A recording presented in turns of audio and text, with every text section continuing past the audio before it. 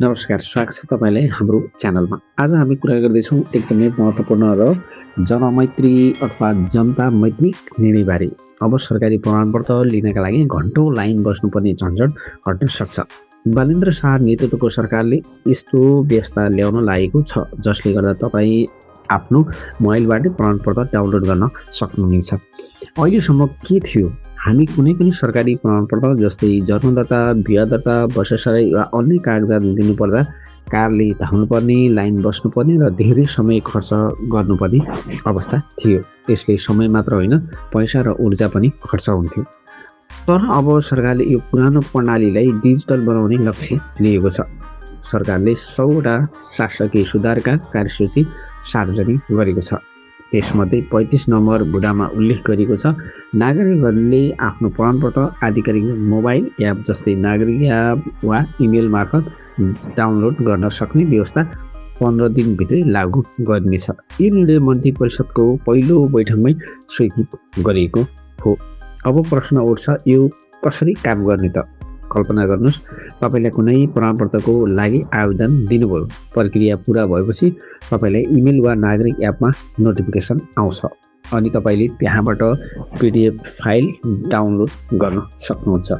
Print गर्न पनि मिल्ने, डिजिटल रूपमा प्रयोग गर्न पनि मिल्ने। यसले सरकारी सेवा पूर्ण रूपमा डिजिटलतर्फ लैजान मद्दत गर्नेछ। यस निर्णयका फाइदाहरू के छन् त? समय बचत, अब कारले धाउन पर्दैन, पारदर्शिता, सबै प्रक्रिया ट्र्याक गर्न सकिने, भ्रष्टाचार घट्ने सम्भावना, डिजिटल नेपालतर्फ ठुलो कदम। दूरदराजका नागरिकहरूलाई विशेष सुविधा, विशेष गरी गाउँ वा टाढा बस्ने नागरिकहरूका लागि यो ठुलो राहत हुनेछ। तर सबै कुरा सजिलो भने पक्कै पनि छैन। इन्टरनेट पहुँच सबै ठाउँमा छैन, डिजिटल साक्षरता कम हुन सक्छ, सिस्टम सही तरिकाले काम गर्नुपर्छ। यदि यी चुनौती समाधान गर्यो भने योजना कागजमै सीमित हुन सक्छ। सम्पर्कमा यो निर्णयले नेपालको सरकारी सेवा प्रणालीमा ठुलो परिवर्तन ल्याउन सक्छ।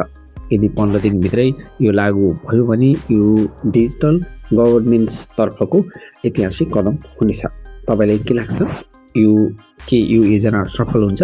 कमेन्टमा आफ्नो विचार अवश्य लेख्नुहोला। र साथीहरू, तपाईँहरूले थाहा पाइसक्नुभयो, यो एकदमै महत्त्वपूर्ण दिनभित्रै नागरिक एप वा इमेलबाट सरकारी प्रमाणपत्रहरू डाउनलोड गर्न कार्यान्वयन भइसकेपछि धेरै कुराहरू सहज हुनेछ। मेरो बुझाइमा तपाईँहरूलाई कस्तो लाग्छ? यो बारेमा आफ्नो धारणाहरू राख्नुहोला। पक्कै पनि सरकारी सेवा प्रणालीमा ठुलो परिवर्तन ल्याउन सक्छ र यदि 15 दिनभित्रै यो लागू भयो भने यो डिजिटल एउटा ऐतिहासिक कदम हुनेछ। तपाईँलाई के लाग्छ? यो योजना सफल हुन्छ? कमेन्टमा आफ्नो विचार अवश्य लेख्नुहोस्। धन्यवाद। भिडियो मन परे लाइक, सेयर र सब्सक्राइब गर्न नभुल्नुहोला।